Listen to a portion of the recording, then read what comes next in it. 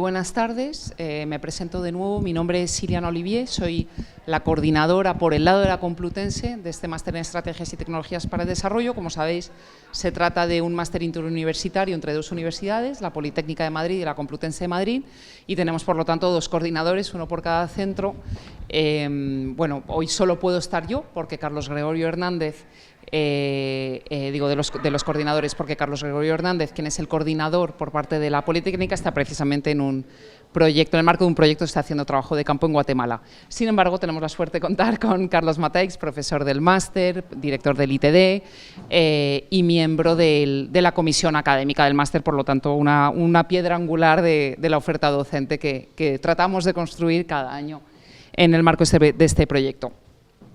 No voy a detenerme de nuevo en la orientación general del máster, los contenidos, porque lo resumió, en mi opinión, perfectamente Carlos al principio de la anterior sesión. Voy a entrar un poquito más, con la ayuda de Carlos, vamos a entrar un poquito más en los contenidos concretos a lo largo de los 3 módulos, que es la división que tiene este máster, es de año y medio, por lo tanto son 3 módulos, de los 3 módulos. En el primer módulo, el otro día, de hecho, estábamos tratando de redactar un resumen del módulo y hubo que hacerlo y rehacerlo varias veces, porque, por un lado, pues tratábamos de dividirlo, bueno, pues es multidisciplinar, por lo tanto, hay materias del ámbito de las tecnologías y materias del ámbito de las ciencias sociales. Decíamos, pues no, en absoluto, porque de hecho hay materias que se imparten desde la Universidad Politécnica que no son técnicas, que son pues una de carácter instrumental, como puede ser la metodología del ciclo de la ayuda. Hay otras que se imparten por parte de docentes de la Universidad Complutense que no se podrían considerar exclusivamente ciencias sociales, puesto que son transversales y son, por lo tanto, también transversales a todos los ámbitos, incluidos los tecnológicos, como pueden ser las políticas de promoción de la igualdad de género. Entonces, realmente, ¿qué tratamos de ofrecer en este primer módulo? Pues yo diría, por resumirlo muy mucho, las bases, los fundamentos del desarrollo, ¿no? Entonces, ¿qué fundamentos?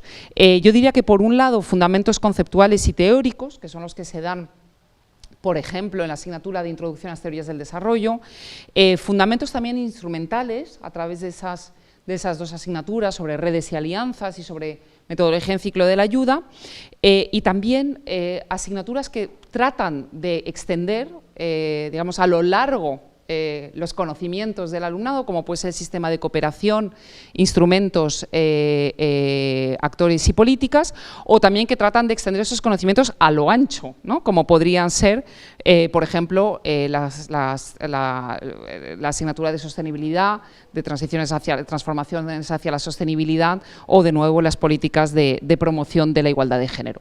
Esto se imparte en un primer módulo que es común a todo el alumnado, que se extiende pues, de septiembre más o menos a enero, febrero, que termina con un trabajo de fin de módulo que explicaré un poquito después. Luego entramos en un segundo módulo en el que digamos, la docencia se bifurca en 2. Ahí así hacemos una separación más neta entre lo tecnológico y lo político-social.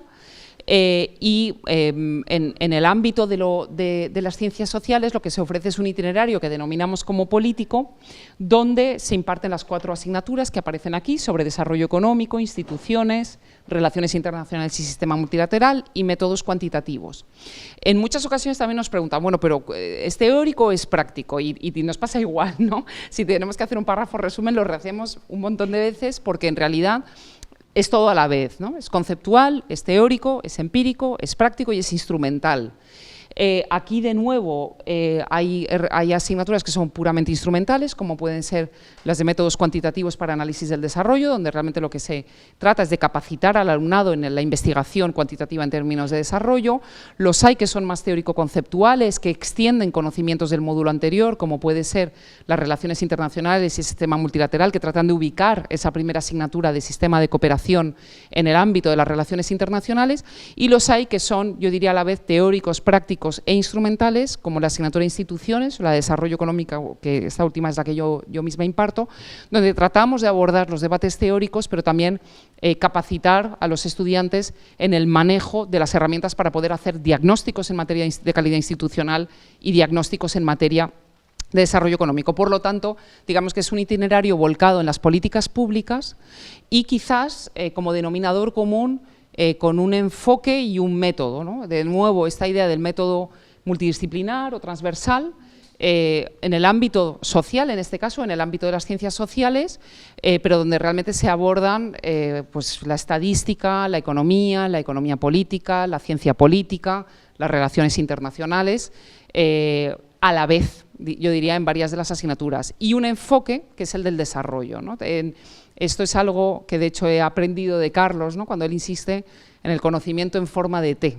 Y esto también lo decía, en la sesión anterior lo decía Jaime, quien entra siendo jurista al máster sale siendo jurista, quien entra siendo antropólogo sale siendo antropólogo, quien entra siendo química sale siendo química, pero aquí lo que tratamos es de dar un enfoque. Entonces, quien entre siendo economista, politólogo, graduado en Relaciones Internacionales y curse este itinerario de ciencias sociales, de políticas, lo que se va a encontrar es un enfoque de desarrollo que no se encuentra en los grados tradicionales, ¿no? Justo tengo el ejemplo concreto, en este año concretamente hay un economista que me decía que en la asignatura de desarrollo económico estaba aprendiendo y cursando materias que realmente no había cursado en el grado, como de hecho me pasó a mí, que también soy economista. Entonces tratamos de dar este enfoque del desarrollo. Tanto este módulo como el anterior terminan con un trabajo de fin de módulo. En este trabajo de fin de módulo lo que se trata es, teniendo en cuenta que a lo largo de los módulos tratamos de alimentar mucho el trabajo grupal, precisamente para adiestrar o orientar en esta capacidad que tanto se ha señalado, ¿no?, en la mesa anterior, sí creemos que es importante que en un momento dado los estudiantes os enfrentéis a un trabajo individual. Y el trabajo de fin de módulo es lo que garantiza, ¿no?, un esfuerzo de concentración, de trabajo autónomo, con una guía de una persona, de un tutor, de una tutora, en un trabajo individual que profundice en los conocimientos adquiridos en el módulo. Esto ocurre al final del primer módulo y ocurre al final del segundo módulo. Al final del segundo módulo hay dos opciones. Hay el PBL, que explicará Carlos cuando explique el itinerario tecnológico, pero también existe la posibilidad, en el caso de los que transitan por el itinerario político, pueden o bien realizar un trabajo de fin de módulo similar al del primero, o bien sumarse a un PBL del itinerario político, aportando esa visión de ciencias sociales, económica o de género, a un trabajo que por lo general es de corte más tecnológico cuando se articula desde el itinerario de políticas. Se lo pasaría la palabra a Carlos para el itinerario tecnológico. Pásame a la siguiente. Gracias, Iliana. Bueno, sí, como se ha dicho, soy Carlos Matáis y encantado de estar en esta sesión y bueno, y complementar con el itinerario que bueno, está en la responsabilidad más directa de mi universidad, de la Politécnica. El otro itinerario, lógicamente, recae sobre Complutense, aunque, como podéis ver, trabajamos como una única universidad, como un único equipo. Aquí, desde el principio, nos planteamos una, yo diría innovación educativa, porque quisimos que las diferentes asignaturas estuvieran trabajando sobre una misma cuestión. Es lo que en la nomenclatura de la educación se llama aprendizaje basado en proyectos. Como somos muy finos, pues ponemos PBL, Project Based Learning, que parece que es más, pero básicamente es eso. Eso es muy conocido y se hace mucho tiempo. Lo que es menos habitual es que sean distintas asignaturas las que estén trabajando sobre el mismo proyecto. Hay mucho PBL en asignaturas concretas, pero es más difícil encontrar esto. Y la verdad es que fue una aventura plantearles a colegas nuestros que daban asignaturas, pues, de planificación del territorio, de hábitat, es decir, arquitectura, agua y energía en asentamientos humanos, servicios básicos, tecnologías de la información y las comunicaciones para el desarrollo. Es decir, bueno, vais a dejar vuestro temario en segundo plano y vamos a trabajar todos en un problema o varios problemas concretos. Problemas que además no son inventados, sino lo que hacemos es aprovechar el ecosistema del máster, esas organizaciones con las que trabajamos en otros contextos, para que den realismo al problema sobre el que trabaja, estén alimentando con información real y concreta, y de hecho en muchas ocasiones se está pidiendo la información a terreno para poder trabajar con el realismo casi de a día de hoy. Y bueno, pues curiosamente funciona. Es un proceso que no es sencillo. Lo que hacen los alumnos es, cuando empieza el semestre, los alumnos que cursan este itinerario se dividen en grupos. De ¿cuántos son? 6, 7 alumnos más o menos, y cada grupo elige un programa, un proyecto. Pues, por ejemplo, desarrollo urbano de una ciudad en Liberia, o un programa de desarrollo socioeconómico en Alagoas, Brasil. Y con organizaciones y personas de referencia que están en esos sitios, sabemos que partimos de una información del territorio realista, que de hecho se aprovecha para la primera asignatura del itinerario, que es planificación del territorio, empezar a entender el territorio en sus distintas dimensiones, pero ya trabajando sobre un contexto determinado. Ese grupo de alumnos es diverso. Hay, lógicamente, algunos que vienen de formación técnica, porque estas asignaturas tienen componentes tecnológicos, pero también están bienvenidos alumnos que vienen con otras formaciones. Igual que no os he dicho antes, pero alumnos con formación tecnológica, en muchas ocasiones, cursan el itinerario político, pues porque creen que complementa mejor su formación. Bueno, pues durante el cuatrimestre, o semestre, depende cómo se mire, las asignaturas van funcionando, van dando los contenidos fundamentales que necesita todo alumno para seguir la asignatura, pero una gran parte del trabajo se aprende y se pone en práctica en ese proyecto que el grupo ha elegido. De tal modo que cuando acaba el periodo se logra tener una propuesta de desarrollo que hace honor al nombre del máster, una estrategia y una propuesta también técnica, tecnología, para abordar el problema que se planteó al inicio del curso. El grupo tiene que defender esa propuesta, la verdad que podéis ver, creo que en YouTube hay algunas presentaciones que podéis... En la página web del máster tenéis algunas presentaciones para que veáis, y en algunas ocasiones incluso nos hemos conectado con los propietarios del problema en otro país, o incluso han venido aquí a escuchar la propuesta, porque bueno, en ocasiones de ahí salen propuestas que se pueden incluso aplicar en la zona de contexto.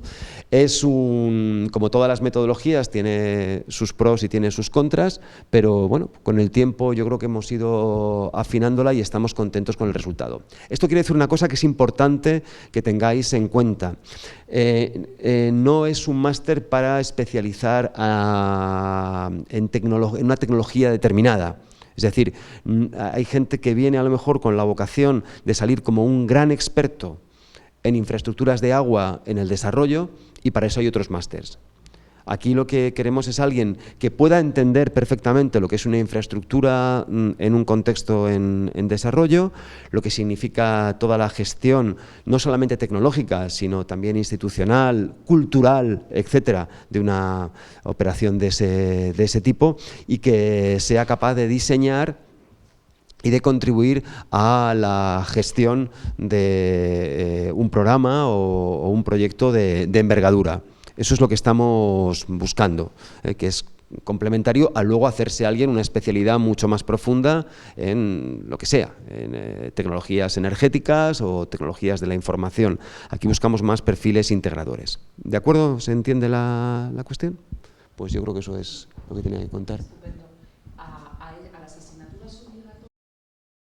Que os habéis fijado que en el primer módulo son 6, en los itinerarios son 4. ¿Por qué? Porque luego siguen un banco de optativas, que son asignaturas pues variadas, ¿no? Aquí tenéis la lista entera, pues desde cooperación triangular hasta competencias para el trabajo en desarrollo, acuicultura, forestería, en fin, son realmente muy variadas. Y es un banco común a todo el alumnado. O sea que aquí de nuevo se produce un cruce en el que, bueno, pues una persona que tiene unos estudios de base en economía de repente puede cursar forestería o no, o puede cursar más bien migraciones y desarrollo, innovación y desarrollo. Es decir, ahí depende un poco de los perfiles y de los apetitos del alumnado. Entonces, de este banco de 12 asignaturas, cada estudiante tiene que elegir 4 y con esto complementa termina de complementar los 60 créditos del primer curso.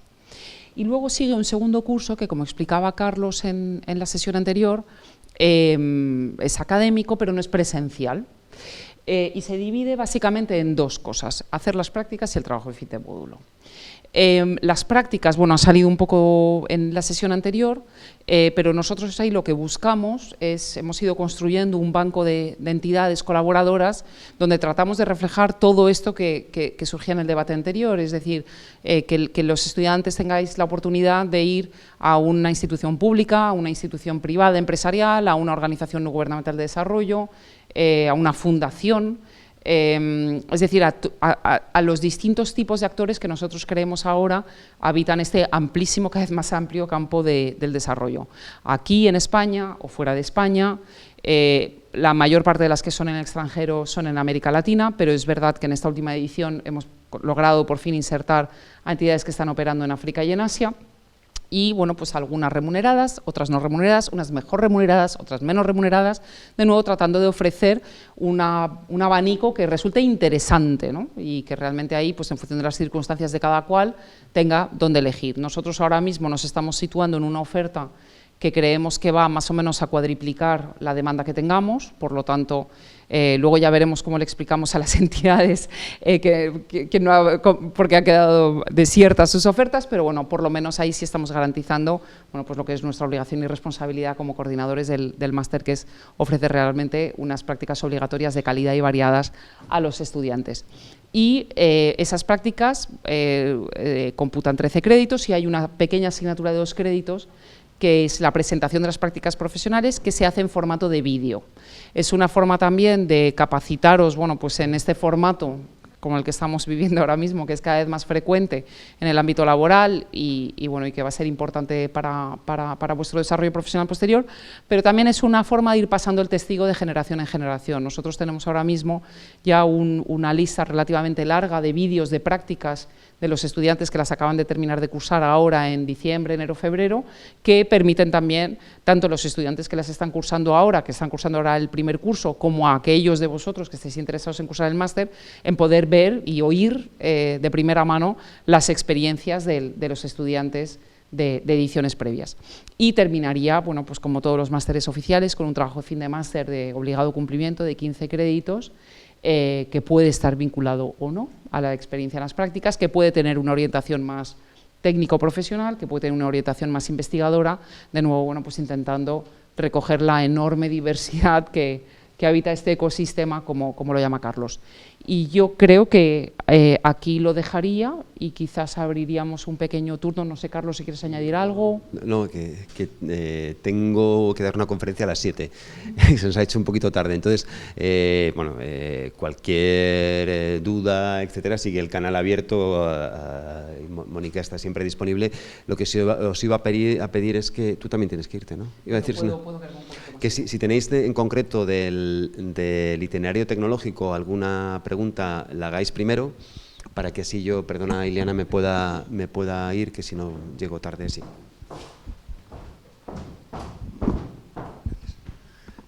Bueno, yo me llamo Javier. Quería preguntarte cómo de técnico es el tecnológico. Yo vengo de comunicación audiovisual, entonces no tengo un background tecnológico de formación, aunque sí por mi trabajo me peleo con las máquinas a diario, entonces, bueno, más o menos tengo soltura con un poco, pero ¿cómo de técnico es? ¿Hace falta algún requisito? ¿Hace falta tener una experiencia previa o venir de una carrera que venga de esa rama? Muy bien. Pues lo suficientemente técnico como para que la formación sea rigurosa y te suponga un reto y un esfuerzo, pero lo suficientemente no técnico o abierto como para integrar deliberadamente a perfiles como el tuyo. Supone un esfuerzo adicional, no cabe duda, pero sí que intentamos que alguien con tu perfil pueda... Hay que estar muy motivado para hacerlo, porque vas a empezar hablando de kilovatios. También es verdad que creemos que es importante que alguien que tenga vocación de eso pueda por lo menos entender las magnitudes de la tecnología y poder hablar con los tecnólogos. Lo de la T que decíamos antes es que tú vas a ser un experto en comunicación, esperemos, pero al mismo tiempo tienes una pala horizontal que te va a permitir conectarte con expertos en otros campos. Vale. Yo quisiera añadir algo sobre este punto, lo digo simplemente porque es verdad, somos un máster joven, pero al final hay cosas que ya se van repitiendo, ¿no? Entonces, una de ellas, bueno, pues es esta lógica y muy humana y muy natural, yo creo que ansiedad con las prácticas, también cuando se ve que llega a su fin el máster y que hay que decir lo que queremos ser casi el resto de nuestras vidas, o así se ve en ese momento. Y luego hay una cierta preocupación también, este máster que desde luego es enormemente atractivo en su interdisciplinariedad y enormemente atractivo en todo lo que en todo el componente tecnológico que es algo que puede aportar la Politécnica y evidentemente la Complutense no, puede existir también una cierta sobre reacción, ¿no?, a las lecturas que se hacen del mercado laboral, ¿no?, en el sentido de, bueno, pues yo soy antropólogo, soy trabajadora social, cursando el itinerario tecnológico, ¿no?, me reconvierto, digamos, en un ingeniero de telecomunicaciones que tiene más salidas laborales. Estoy caricaturizando la problemática, pero yo creo que algo de ese temor y de esa ansiedad flota, tengo la sensación. Entonces, quizás aquí, por, ¿no?, colocar las cosas en su sitio y trabajar, volver a insistir en esto, es decir, alguien que entre como historiador va a salir como historiador y alguien que entre como comunicador va a salir como comunicador. Nosotros no tenemos la capacidad y sería imposible hacerlo en un módulo de 4 asignaturas en 3 meses, ¿no?, de reconvertir, y no es lo que buscamos además, de reconvertir a perfiles de ciencias sociales o de humanidades, perfiles tecnológicos, igual que tampoco podríamos convertir físicos en economistas, ¿no?, y eso no es lo que hacemos en el itinerario de políticas. Entonces, yo en este punto simplemente quisiera insistir, simplemente porque son preguntas que afloran con frecuencia. Por ejemplo, pues en el título del máster, cuando lo obtenga, ¿figurará que he hecho el itinerario tecnológico?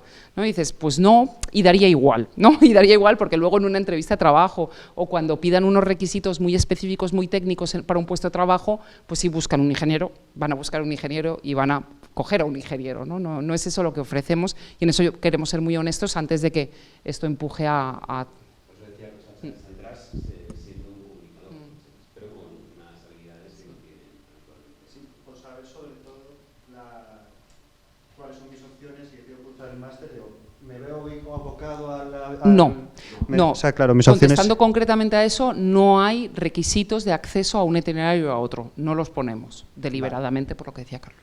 Vale, bueno, gracias.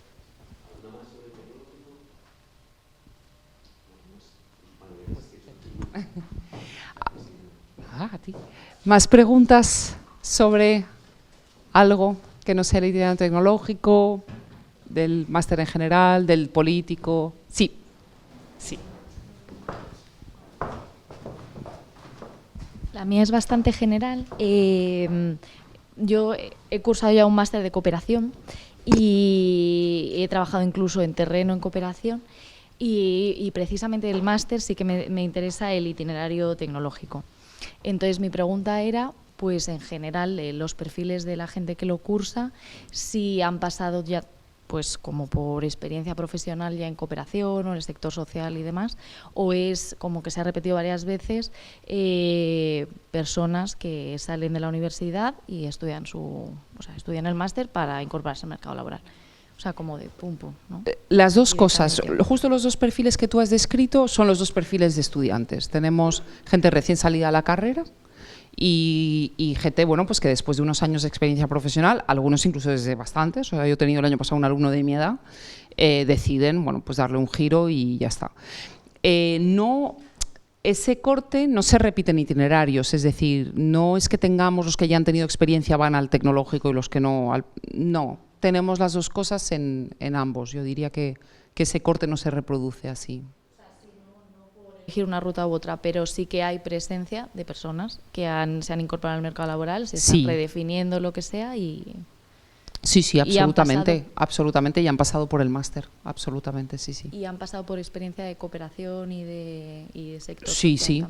De hecho, tenemos a gente que ha estado, o sea, que sabe más que el profesorado, que yo al menos, en determinados aspectos. Hemos tenido, tenemos una alumna que ahora mismo está en segundo curso que ha estado diseñando políticas educativas en contextos en desarrollo, ha estado haciendo políticas públicas de desarrollo, cosa que yo directamente no he hecho. Es decir, tenemos realmente experiencias, o sea, gente con un bagaje profesional ya importante, tenemos personas que han estado involucradas en el monitoreo de la Agenda 2030 directamente en países latinoamericanos, o sea que y tenemos alumnas que salen del grado de físicas y de ahí saltan aquí, o sea que todo tipo de perfiles. ¿Las asignaturas hay que seleccionarlas?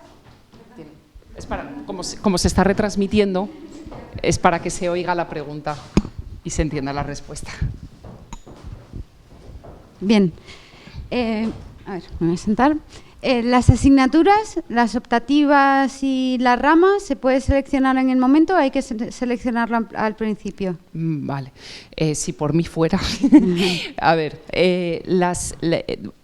una primera respuesta es que depende de la asignatura de la universidad por la que te preinscribes y te matricules. Es decir, nosotros al final estamos trabajando con 2 universidades en paralelo, cada una con sus sistemas administrativos. Hemos ido forzando una homogeneización de los procedimientos, pero hay cosas que no podemos cambiar, ¿no? Como el hecho de que los plazos y métodos de matrícula en la Politécnica y en la Complutense son distintos. Entonces, cuando uno se matricula en la Complutense, tiene la obligación de elegir todo el primer año académico en el momento de la matrícula. Entonces, si te preinscribieras por la Complutense, te pedirían que en el momento de la matrícula en septiembre eligieras el itinerario, las optativas, todo. Dejando, eso sí, y esto es importante señalarlo, ambas universidades un plazo de rectificación de matrícula que se extiende pues hasta, no sé, hasta que llevamos en torno a 1 mes y medio de clases o 2, o sea que con el tiempo suficiente como para no afinar el tiro. En la Politécnica, en cambio, existen 2 plazos de matrícula. Hay un plazo de matrícula al inicio del curso, pero hay un segundo plazo en enero, febrero, ¿verdad, Mónica? En el último año el sistema era igual que la Complutense. Os teníais que matricular de todo el año, 60 créditos. Y sí que es verdad que en febrero está ese plazo extraordinario, pero solamente te estaban permitiendo matricular el trabajo fin de máster. Y también te daba la opción de cambiar en ese plazo las asignaturas en las que hubieses, que quieras modificar. O sea, ¿cuánto tiempo de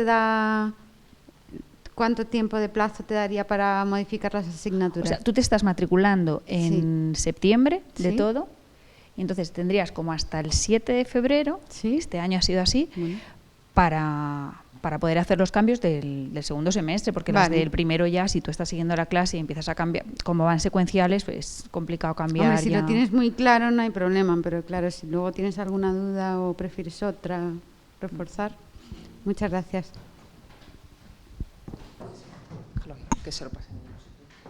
Vale, quería preguntarte, revisando el programa, previo a los módulos había un apartado de competencias y era como, no entendí muy bien a qué se refería, un poco quizás porque ya estoy hace tiempo fuera del mundo universitario, pero era como unas asignaturas que se pueden cursar, que se puede uno estudiarlo por su cuenta. No, las competencias son, bueno, este ha sido el cambio al Espacio Europeo de Educación Superior a pensar la formación en competencias, ¿no? Entonces, de hecho, en la página web podréis encontrar lo que se llama la memoria de verificación del máster. No es una lectura muy apasionante, pero sí es muy informativa, que es, digamos, explica la oferta docente y qué competencias se busca trasladar al alumnado en este máster. Las competencias son habilidades, conocimientos que uno va adquiriendo simplemente a medida que va cursando. Entonces, creo que no he formulado bien la pregunta. Es que, bueno, lo tengo más o menos de manera visual en la memoria. Las palabras exactas como complementos formativos. Ah, complementos formativos. No están activados, no. Eso, de hecho, a lo mejor deberíamos hasta revisar esa parte de la web, porque no están activados. Los complementos formativos se ponen en algunos programas como unas especies de cursos de homogeneización, en realidad. Y se plantean a veces en los másteres muy transversales, precisamente para asegurarse que todo el mundo tiene las capacidades básicas para poder cursar cualquier materia. Esto desde el punto de vista administrativo, por supuesto, pero es que incluso vital del alumnado es muy difícil de llevar a cabo, porque significaría que incluso algunos alumnos vinieran antes, cursaran el año anterior unas asignaturas de una de las 2 universidades, en fin. Entonces, esto nunca se ha terminado de activar, la verdad. Quizás deberíamos revisar esa parte de información para no generar este tipo de confusiones. ¿Más preguntas? Gracias. Tengo dos preguntas. La primera ¿es posible encontrar prácticas por uno mismo y convalidarlas? Eso. Lo primero sí, lo segundo no. Es decir, es posible que esto pasa, ¿no? O sea, pues bueno, tenemos una oferta, nosotros estamos muy contentos con la oferta, pero puede ocurrir que llegue alguien y diga, no, yo es que tengo clarísimo que quiero ir a tal institución y además como no está en el banco de prácticas, pues yo me coordino. En esos casos, lo que es muy importante es que se comunique la coordinación lo antes posible, porque hay un plazo para poder hacer unas prácticas que se contabilicen como curriculares en el máster, tiene que haber un convenio de cooperación educativa suscrito entre la entidad y la Complutense o la Politécnica. Y según cuál sea esa institución, ha habido veces que esos convenios se han tardado en firmar unos 6 o 7 meses. Entonces, para estar seguros de que la persona que está interesada en hacer esas prácticas puede empezarlas adecuadamente en septiembre del segundo año, nosotros necesitamos saberlo en enero del año anterior. Entonces, pues al cabo de 2 o 3 meses de clases ya sería importante saberlo para poder hacerlo. Lo que no se puede hacer es realizar unas prácticas curriculares, extracurriculares, en cualquier otro programa y convalidarlas como las prácticas curriculares. Eso, la normativa, vamos, el Ministerio de Educación lo previene. Y de hecho hay una normativa que es nacional, que está publicada, lo tenemos vinculado en la Guía Docente de las Prácticas, una normativa de ámbito nacional, donde se establecen los requisitos para la convalidación de experiencia laboral anterior, ¿no?, de prácticas profesionales por experiencia laboral anterior, y tienen que ser pues, en torno de unos 2 o 3 años de experiencia laboral previa, en un ámbito relacionado con el del máster, evidentemente, para poder convalidarlo. Y la segunda es, he visto que los horarios de clases son, bueno, por las tardes de lunes a viernes, o algunos viernes. ¿Cómo de factible es para alguien que está trabajando al 100% hacerlo? Porque en mi caso, por ejemplo, yo ya trabajo en temas de cooperación en Centroamérica y a veces tengo que ir ahí por algunas semanas para hacer seguimientos. ¿Cómo es posible relacionarlo? El cálculo que haría es el siguiente. Independientemente del horario, es un máster de 90 créditos al año. Un máster de 90 créditos al año significa… los créditos ECTS están muy pautados a nivel europeo, ¿no? Entonces las cargas se establecen en función de esos créditos. Eso significa que una persona tiene que dedicar unas 40 horas semanales al máster, sumando dentro y fuera del aula. Entonces, cuando nos preguntan si se puede compatibilizar con un trabajo a tiempo parcial, pues decimos, bueno, pues depende del enorme sacrificio personal que esté dispuesta a hacer esa persona. Es decir, eso por supuesto significa noches y fines de semana, ¿no? ¿Por qué lo ponemos por la tarde? Pues para facilitar que una persona, bueno, pues que quiere tener alguna actividad laboral, no necesariamente de 5 horas por las mañanas o de 4 horas todas las mañanas de lunes a viernes, pero sí que alguna actividad laboral pueda compaginar con el máster. Por otra parte, el máster es presencial. Esto significa que para poder superarlo en convocatoria ordinaria hay que haber asistido el 80% de las clases. Entonces, yo te diría que depende. Si de repente significa que uno se va a tener que ausentar 2 semanas para hacer trabajo de campo, lo veo complicado porque además van en módulos las asignaturas. Entonces, a lo mejor de esas 2 semanas es la mitad de una asignatura completa. Entonces, yo ahí lo veo un poco más complicado, la verdad. Gracias.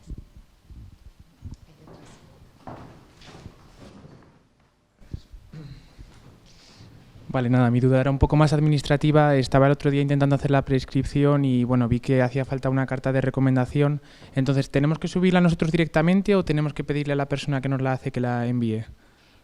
Bueno, lo primero es que la carta de recomendación no es obligatoria, es facultativa. Y lo segundo es, bueno, ahora le pasaré el micrófono a Mónica, pero todo lo que tiene que ver con el procedimiento administrativo de admisión, nosotros hablamos de oídas, porque todo eso se lleva desde los rectorados, de la Complutense y de la Politécnica. Entonces, yo ahí nunca me atrevo a decir nada, por si digo alguna tontería y desoriento más de lo que oriento, pero hay un servicio de atención, vamos, hay una dirección de correo electrónico, de hecho, de la admisión a másteres, yo te hablo de la Complutense, ahora le paso el micrófono a Mónica, donde te resuelven este tipo de dudas. Entonces, yo, por lo que yo he visto, entiendo que igual que el candidato sube a la plataforma pues, su currículum, su expediente, tal, también sube la carta de recomendación. Pero hablo de oídas y te ruego que cojas esta información con pinzas y que la compruebes con los servicios centrales. Vale, gracias. Sí, bueno, contestando a tu pregunta, efectivamente, en el sistema Politécnica, que es el que yo más conozco, efectivamente, tú tendrías que recibir la carta de la persona que te la firme, carta o cartas, porque en un mismo PDF igual podrías subir una o dos o las que fueran, ¿no? Sí que creo que hay una restricción, que el documento no pese más de 1 mega para que pueda subirse al sistema, pero o sea, tú tendrías que gestionarte tus cartas y cuando tú las recibieras poderlas subir a ese sistema. No es obligatoria, como decía Iliana, pero sí que aquí estáis viendo los números de prescritos y es un aspecto que se tiene en cuenta en el baremo que la Comisión de Admisiones tiene, pues para puntuar a favor, efectivamente. ¿Y la motivación es el mismo? Exactamente lo mismo. Vale. Ahí ahora te paso la palabra. Para quienes no lo hayáis hecho aún y estéis interesados, interesadas, tomaos en serio el cuestionario, ¿vale? Es decir, ahí es donde se va a ver la motivación y ahí es donde se ven realmente los conocimientos previos, la claridad de ideas en por qué queréis cursar el máster. Si os habéis molestado, ¿no?, en leer un poco, en averiguar un poco, en indagar un poco. ¿No? O sea, quiero decir, el cuestionario que reemplaza lo que el baremo aparece como entrevista personal, o sea, a lo mejor al acceder, es que yo no veo la plataforma como la veis vosotros, la parte que reemplaza la entrevista personal es el cuestionario, es una parte muy importante que no siempre todo el mundo cuida tanto cuando hace la preinscripción. Perdonad, en el caso de Politécnica, el cuestionario, es que igual no lo habéis visto, porque Iliana habla de un cuestionario específico que la Comisión de Admisiones del Máster ha podido publicar solamente en el sistema de la Complutense, pero en Helios, en el sistema de la Politécnica, no es posible subir el cuestionario. Entonces, lo que hacemos es que a la base de prescritos que estamos recibiendo, directamente tenemos que enviar un correo electrónico personal a cada uno con ese cuestionario. No lo hemos hecho todavía porque, bueno, estamos ahí en pleno periodo y hemos recibido, como veis en los números, y curiosamente en contraposición a otros años, hemos recibido menos prescripciones, pero cuando tengamos un banco más amplio sí que os iremos haciendo llegar ese cuestionario a cada uno, pero que igual no lo habéis podido contemplar todavía. La mía es un poco una pregunta tonta. En cuanto a la carta de recomendación, yo por ejemplo que he hecho un voluntariado en Francia, ¿habría algún problema que sea en otro idioma? ¿O por ejemplo? No, recibimos muchas en inglés, también puede ser en francés, portugués, es decir, yo te diría cartas que podamos comprender la comisión de admisiones, entonces eso sumaría castellano, inglés, francés y portugués, quizás. Y luego otra cosita, no sé si lo conocéis, el documento, el Youth Pass se llama, que lo han sacado hace poco en la Unión Europea, después de hacer un voluntariado. Entonces es un poco un documento donde se resumen nuestras capacidades. No sé si también os interesa, a lo mejor por todo lo que vosotros podáis aportar, ¿no?, que nos permitan a la comisión valoraros mejor, es enormemente bienvenido. O sea, es decir, todo eso facilita la tarea de baremación. Yo en esos casos siempre recomiendo que uno se ponga en el lugar del evaluador. Es evidente que cuanto más material, más información se va a tener, mejor. Es lo que decía justamente, que como los campos de los sistemas están tan cerrados, por ejemplo, el documento que tú dices, si lo adjuntáis al mismo documento del currículum en PDF, lo que decía, siempre que pese menos de 1 mega, lo podéis subir en ese mismo apartado. No hace falta que nos enviéis un correo a master.td, porque al final eso igual queda un poco más disperso. Si lo subís directamente al sistema es como más fácil para nosotros también. Sobre las preinscripciones, el plazo en la Complutense ahora mismo está cerrado, pero porque funciona en dos periodos.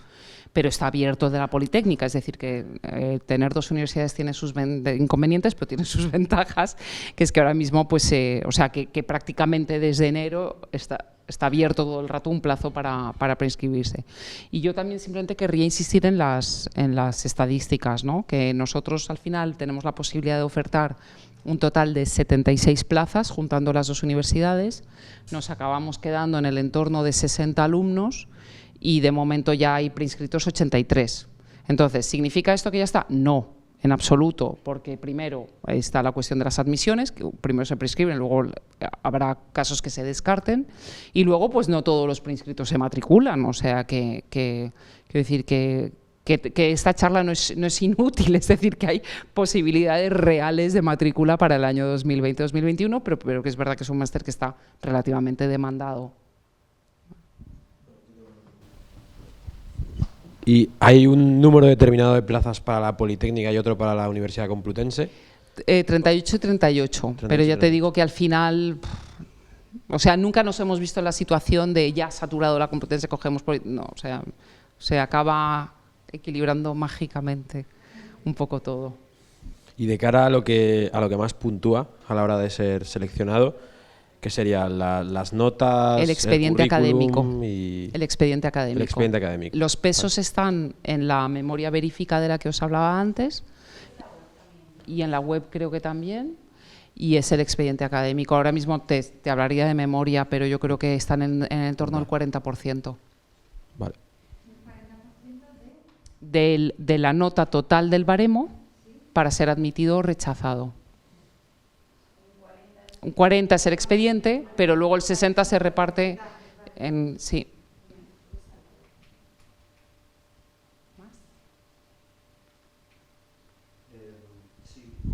El micro, por favor. Yo, por ejemplo, que no vengo del ámbito de la cooperación ni tengo una relación profesional previa con ello, yo me he dedicado al mundo del audiovisual, pero sí que está bastante involucrado en la cuestión del activismo en diversas facetas. Entonces, no sé si eso merece la pena incluirlo, es algo que valoráis o es como no es un ámbito distinto. No. Absolutamente, y en el currículum yo lo destacaría, sí. Es que además hemos tenido un perfil así hace 2 años, o sea que… Pero vamos, así. Entonces, hay que decir que esto es una forma de decirte, ya hemos tenido ese perfil, fue admitido, lo cursó, y sí, y eso se ve, es decir, al final, yo lo que recomiendo es ofrecer elementos que permitan valorar que hay o interés o experiencia o las dos cosas, ¿no? Entonces, pues claro, en el caso cuando son personas que ya tienen una trayectoria profesional, que le quieren dar un giro a su trayectoria profesional, pues evidentemente no van a aportar evidencias en materia de cooperación o desarrollo, porque precisamente lo que están es buscando, ¿no? Pero en ese caso siempre hay cosas, ¿no? En el currículum, en la carta de motivación, en el cuestionario, que nos permiten ver que realmente bueno, pues hay una mirada previa, hay un interés previo y una motivación previa, ¿no? Y solo una cosa más, ¿se pueden incluir audiovisuales? Creo que no.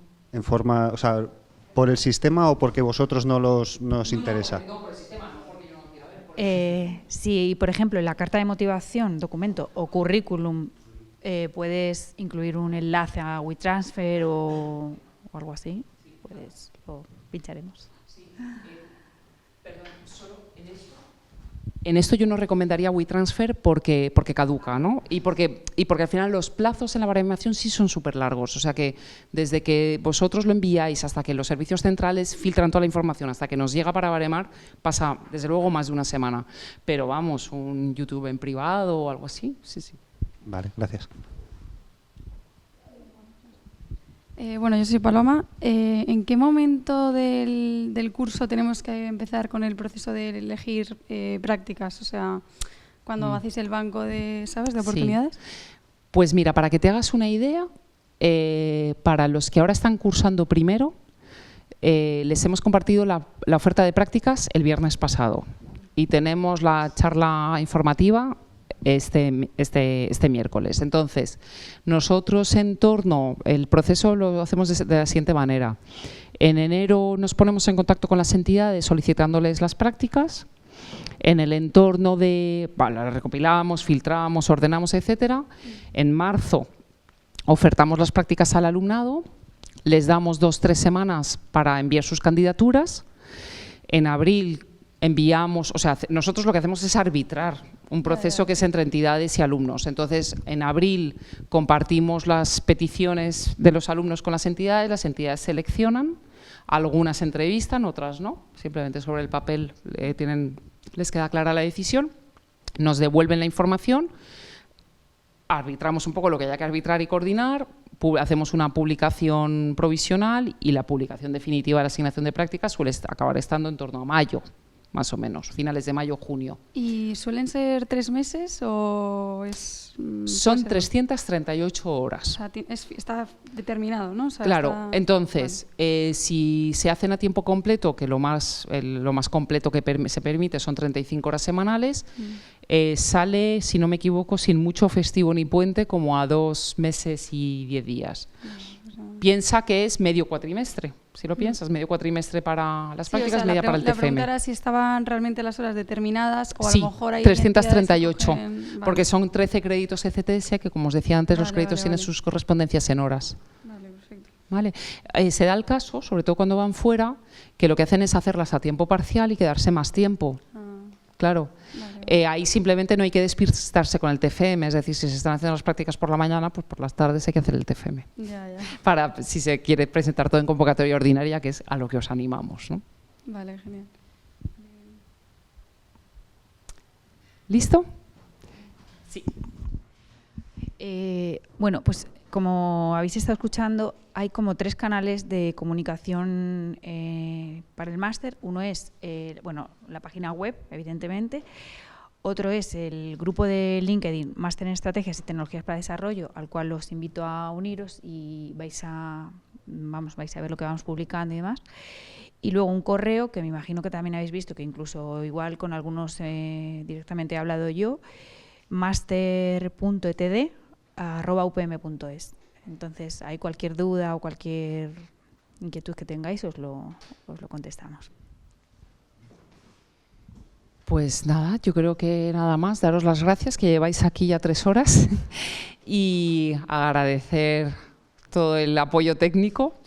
Y bueno, y estas sesiones al ser grabadas se han emitido en directo, pero también quedarán grabadas y quedará un vínculo. Lo digo porque bueno, pues también lo compartiremos. De todas formas, como habéis visto, os he pasado una hoja donde me habéis puesto vuestros correos. Si os parece, os comparto la presentación, el enlace al vídeo del GATE cuando nos lo faciliten, y así ya tenéis todo en una misma una presentación. Sí.